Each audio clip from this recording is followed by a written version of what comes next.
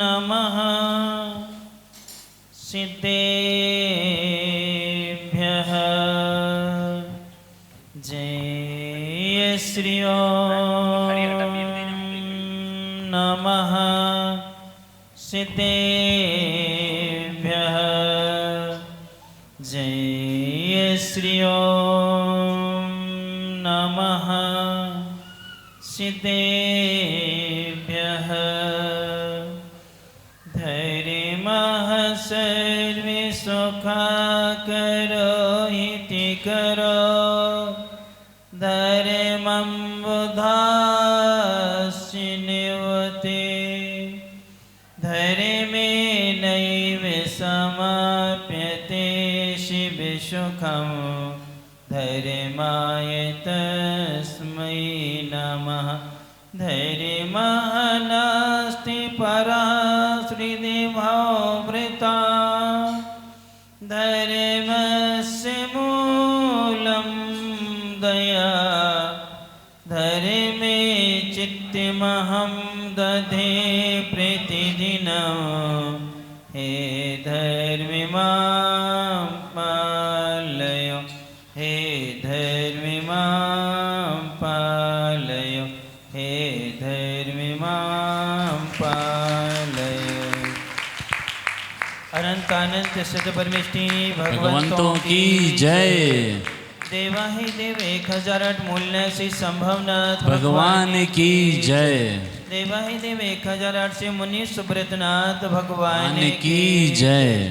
परमे पूज्य संत श्रोमणी आचार्य भगवान गुरुवर श्री विद्यासागर जी महाराज की जय। परमे पूज्य नवाचार्य श्री समय सागर जी महाराज की जय। परमे पूज्य श्री निराभक्षण पूज्य मुनि श्री योग सागर जी नियम सागर जी शोधाशयी समता सरी समस्त निर्यापक मुनिराजों की जय। परमे पूज्य मुनिवर 108 श्री अजित सागर जी महाराज की जय। पूज्य मुनि श्री निराग सागर जी महाराज की जय। 2.5 दिन में 3 कम 9 करोड़ महामुनिराजों की जय। बोलिए 105 श्री विवेकानंद सागर जी महाराज की जय। दर्शनी बंधु, जीवन के कुछ पहलू होते हैं जो हमें गुरुओं के माध्यम से सुनने को समझने को मिलते हैं। अन्यथा जैसा जिसका कर्मिक उदय है वह उसके अनुसार अपने जीवन का निर्वाह कर लेता है, लेकिन कुछ अच्छा कार्य करके नहीं जा पाता है। पुण्य के उदय से आपको पावन वर्षा योग मिला है और पावन वर्षा योग अब उस सर्पणी से अब सर्पणी की ओर आ गया है। किसकी ओर आ गया है? अब मात्र दीपावली के लिए 24 दिन बचे हैं। कितने? 23-24 दिन बचे हैं। इन 23-24 दिनों में हमें कुछ अपने आप को समझना है। 4 चीज़ें होती हैं। एक पुण्य है और एक है प्रकृति, एक है प्रवृत्ति और एक है परिणति। ये 4 चीज़ें हैं। पुण्य किसे कहते हैं? जो हमारी आत्मा को पवित्र करता है या जिस क्रिया से हमारी आत्मा पवित्र होती है वो क्या है? पुण्य कहलाता है। अथवा जिनके माध्यम से तीनों मन वचन काय हमारे पवित्र होते हैं, निर्मल होते हैं, उज्जवल होते हैं, वो कौन कहलाता है? पुण्य कहलाता है। पुण्य जो है 2 भागों में विभाजित होता है। एक प्रशस्त पुण्य होता है, एक अप्रशस्त पुण्य होता है। पंच परमेष्ठियों के प्रति बढ़ा हुआ जो हमारा अनुराग होता है वह प्रशस्त पुण्य कहलाता है। और 5 इंद्रियों के विषयों के प्रति जो हमारा राग होता है वो क्या कहलाता है? अप्रशस्त कहलाता है। यानी एक ही पुण्य के उदय से आज हम सबके लिए उच्च कुल मिला है। क्या मिला? उच्च कुल मिला। उत्तम पर्याय भी मिल गई हमें, मनुष्य पर्याय का जन्म मिला हमें। श्रेष्ठ जिन बिंब भी मिल गए, जिनालय मिल गए, हमें श्रेष्ठ गुरु मिल गए और श्रेष्ठ गुरु के मुखार वैन से हमें अनेकांत स्यादवादमय वाणी भी सुनने का क्या है? सो अवसर प्राप्त है। अब ये तो पुण्य के उदय से सारी चीज़ें मिल गई हैं। अब पुण्य के उदय में दो चीज़ों को समझना है, तब कहीं हम परिणति पर जा पाएंगे। एक, पुण्य के उदय में प्रवृत्ति को, और प्रवृत्ति से ही ज्ञान होता है हमारी प्रकृति का, यानी हमारा अंदर का स्वभाव क्या है, उस स्वभाव की अभिव्यक्ति होती है तो वो होती किससे है? प्रवृत्ति से है। यानी जब हम देखते हैं, जानते हैं, तो हमें मालूम चलता है कि जीव है, क्योंकि ज्ञान दर्शन उसका क्या है? स्वभाव है, उसकी क्या है? ये उसकी प्रवृत्ति है। लेकिन उस प्रवृत्ति में जब राग करता है, द्वेष करता है, तो ये उसका विभाव स्वभाव है। कौन सा है? ये विभाव स्वभाव देख रहा, जान रहा है, लेकिन उसमें राग और द्वेष कर रहा है। तो जहाँ राग और द्वेष होगा वहाँ अप्रशस्त होगा। क्या होगा? अप्रशस्त। और जहाँ मात्र राग द्वेष ना करके हम सिर्फ अपने जीवन को उपयोगी बनाते हैं, उस समय प्रशस्त होता। क्या होता है? उस समय हमें प्रशस्त पुण्य का क्या है? संचय हो जाया करता है। अब हम समझें कि आपका अधिकांश समय पुण्य को संचित करने में लग रहा है या पुण्य को खर्च करने में लग रहा है। आपकी जो प्रवृत्ति है वो प्रवृत्ति पुण्य संचय कराने वाली है या पुण्य को खर्च कराने वाली है? क्या कराने वाली है? आचार्य महाराज का बहुत पुराना एक प्रवचन था, 1301 एक प्रवचन है। पूज्य महाराज जी ने आचार्य महाराज की उन पुस्तकों का प्रकाशन कराया है। 24 पुस्तकें, 25 पुस्तकें हैं, जिनमें आचार्य जी के छोटे छोटे क्या हैं? प्रवचन हैं। उसमें 1301 बोली चल रही होगी। आज उसी पे प्रवचन किया। 1301। तेरी यदि कोई एक है तो कौन है? वो मात्र आत्मा है और कुछ भी नहीं है। तो उन्होंने कहा 13 यानी 13 प्रकार का चारित्र है। उस चारित्र से एक आत्मा की क्या होती है? प्राप्ति हुआ करती है। ये उनका विषय था। तो आज हमें देखना है, उसी में ने कहा इस संसार में हमें जो कुछ मिलता है वो फ्री बिल्कुल नहीं मिलता। हमें कुछ ना कुछ तो देना पड़ता है।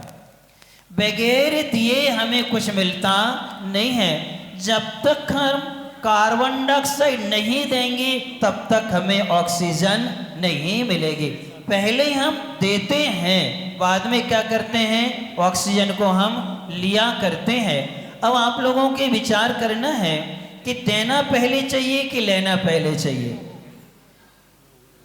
हमारा उत्साह लेने में कि देने में है। आप श्वास सिर्फ ऑक्सीजन ले देव नहीं, बिल्कुल। कब तक ले सकते हो? छोड़ना नहीं है, सिर्फ क्या करना है? क्या हम चल सकते हैं क्या? 30 सेकंड, ज़्यादा से ज़्यादा 30 सेकंड या ज़्यादा जिनका बहुत अच्छा अभ्यास है प्राणायाम का तो 1 मिनट तक। इसके बाद में क्या होने लगेगी? आपको घुटन का एहसास होता है। इसलिए आज हमें कोई वस्तु फ्री में मिलती है, कोई भी वस्तु फ्री में हमें देता है और हम बहुत उत्साह से लेते हैं, उस समय समझना कि तुम्हें वस्तु फ्री में नहीं मिली, वो तुम्हारा पुण्य लेके चली गई। क्या लेके चली गई? तुम्हारा पुण्य का एक हिस्सा लेकर के क्या है? वो चली गई। यानी तुमने भले ये बाह्य द्रव नहीं दिया, लेकिन आंतरिक जो पुण्य था वो हमने क्या कर दिया? उसको दे दिया है। इसलिए हमारे लिए पुण्य खर्च करने के लाखों अवसर हैं, लेकिन पुण्य को अर्जित करने के अवसर बहुत कम मिलते हैं। तो आज हमें इन शेष दिनों में जो बचे हैं, पुण्य संचय के अवसर को अपने हाथों में लेना है। आगामी समय में अष्टानिका महापर्व में आपका जो विधान होना है, सर्वतो महाभद्र विधान, उस कल्पतरु विधान में अपन लोगों ने पात्र आदि तो बन गए। पात्र आदि बन करके अब हमें चिंता और चाहत दोनों को छोड़ करके निश्चित और निर्चाह हमें अपना धर्म ध्यान करना है। तो अब हमारे लिए कुछ देना भी पड़ेगा, तब तो कुछ हमें क्या है? मिलेगा। यदि विधान से हम पुण्य संचय करेंगे तो पुण्य विधान से जो सुविधाएं मिलेंगी, उस सुविधाओं के बदले में हमें क्या देना पड़ेगा?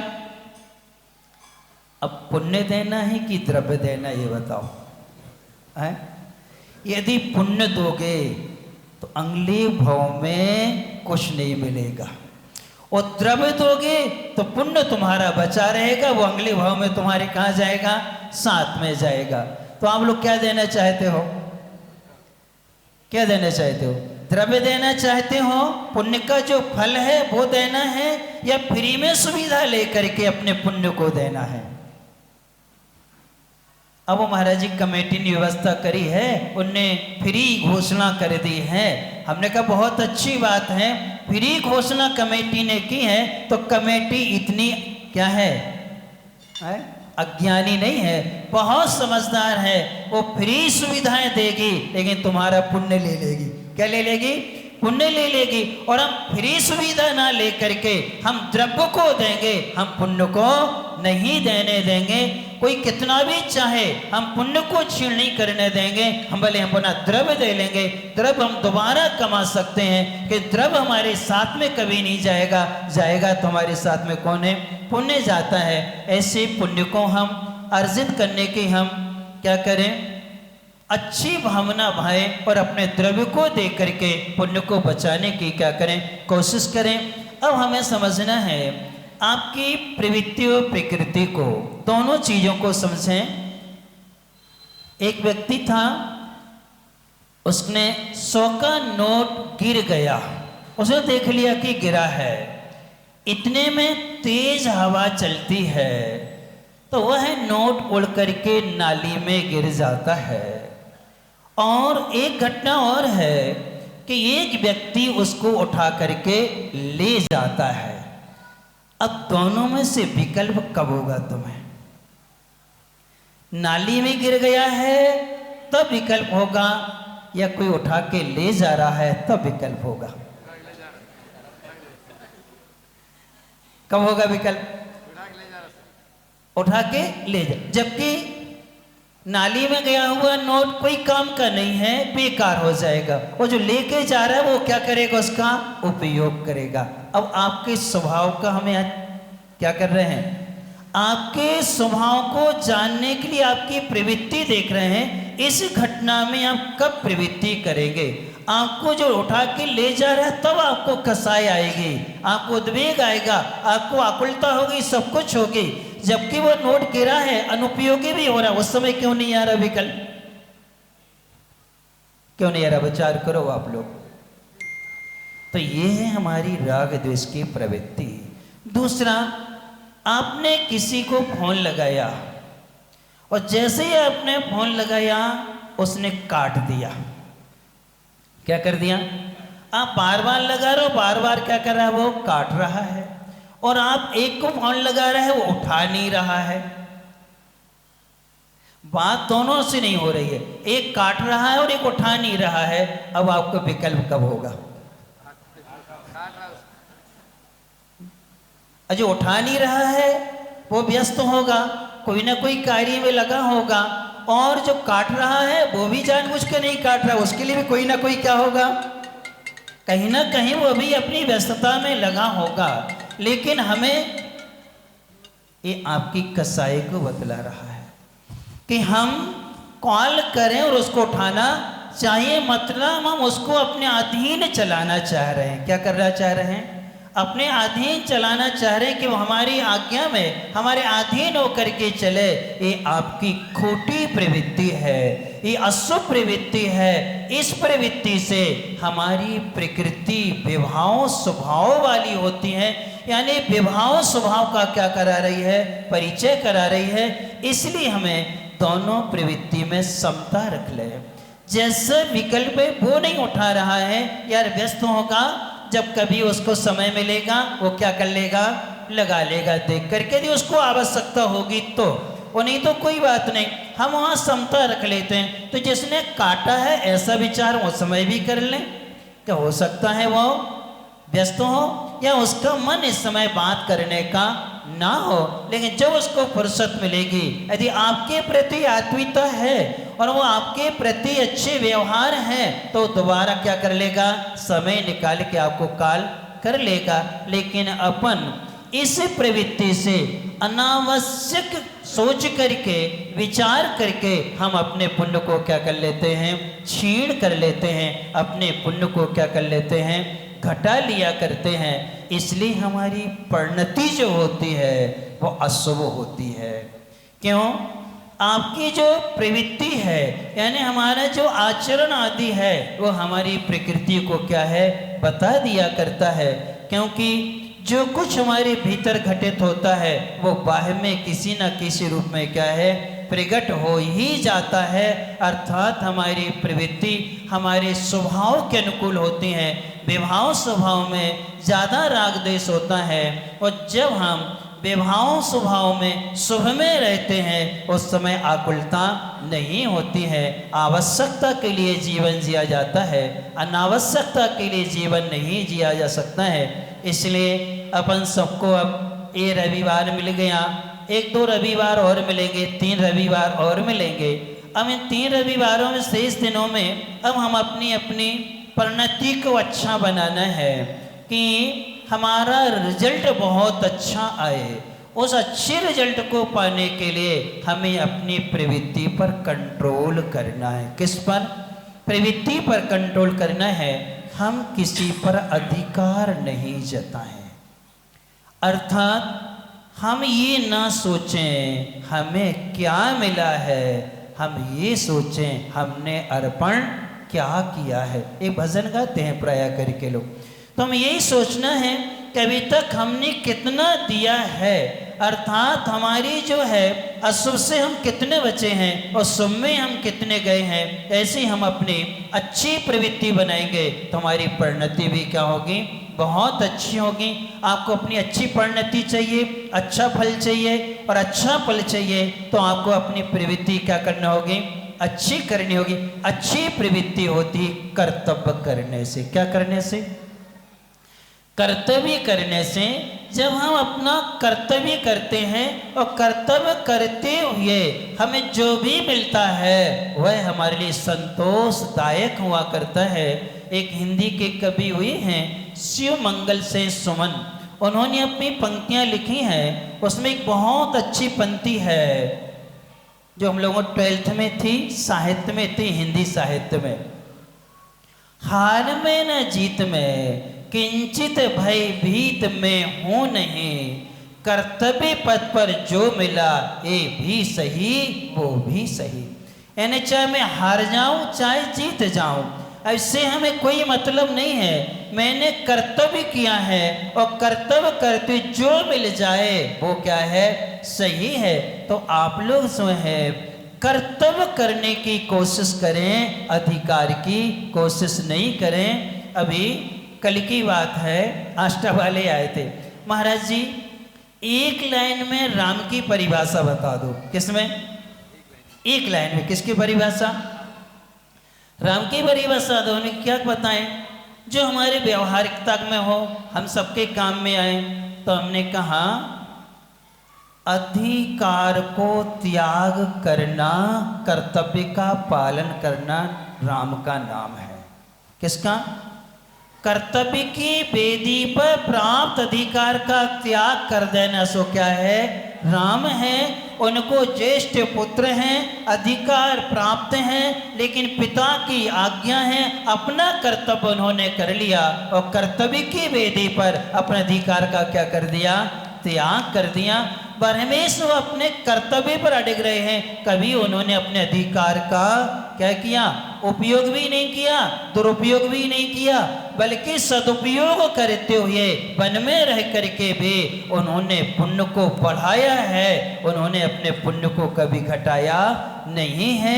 अतः जो भी उनको मिला है उसका सदुपयोग करते हुए वो अपने लक्ष्य को यानी मोक्ष को उन्होंने क्या किया है, प्राप्ति किया हुआ है। तो अपन सब भी ऐसा समझ के पुण्य को सब जानते सब मिला है। अब पुण्य में हमारी प्रवृत्ति शुभ हो और अशुभ प्रवृत्ति से हम बचें, हम कर्तव्य की ओर दृष्टि डालें, अपने अधिकार को अब क्या हो जाएं, भूल जाएं। अब हम श्रावक बन करके जिएंगे, हम अपना कर्तव्य करेंगे, दूसरा क्या कर रहा है हम उसकी चिंता नहीं है, हमारा निजी कर्तव्य क्या है हम उसको देखते हुए अपनी परिणति क्या बनाएंगे, अच्छी बनाएंगे। कि अंत भला तो सब भला, यदि अपना अंत सुधर गया तो सब कुछ सुधर जाएगा। जैसे आप लोग यात्रा पर जाते हैं, सूटकेस जमाते हैं, सूटकेस में सारे कपड़े जमाते हैं, सबसे आखिरी में जो कपड़ा सबसे ऊपर आपने रखा है, और जब यात्रा करने के बाद जहाँ आप पहुँचोगे वहाँ सूटकेस खोलोगे तो सबसे पहले कौन सा कपड़ा मिलेगा? जो सबसे आखिरी में रखा था आपने यहाँ, वहाँ जाओगे तो सबसे पहले कौन मिलेगा? वही मिलेगा ना। तो अंत भला तो सब भला। अब इस समय यदि हम कर्तव्य करेंगे, प्रभाव में जब हम जाएंगे तो हम सबसे पहले इस समय जो कर्तव्य करके हमने पुण्य संचय किया है उसका लाभ हमें प्रभाव में क्या है सबसे पहले मिलेगा। तो कर्तव्य का पुण्य सदगति का दायक होता है, हमारी परिणति अच्छी बनाता है, हमारे स्वभाव को अच्छा बनाने वाला होता है। हम इन सबको पाने की कोशिश करेंगे। अब फ्री में लेना का छोड़ देना कि हम फ्री में नहीं लेंगे, हम अपना पुण्य नहीं देंगे फ्री लेकर के, हम अपना द्रव्य दे करके पुण्य को क्या करेंगे, लेंगे, पुण्य को हम देंगे नहीं। ऐसा करते हुए अपना जीवन अच्छा बनाए। इन्हीं भावना सुले परमे पूजिए संत सुनी आचार्य भगवान गुरुवर श्री विद्यासागर जी महाराज जी की जय। ओज मुनिवर जी सागर निराग सागर जी महाराज जी की जय। बोलिए 105 विवेकानंद सागर जी महाराज की जय। आइए अब हम सभी मिलकर के मुनि श्री निराग सागर जी महाराज से भी अनुनय विनय करें कि हे महाराज जी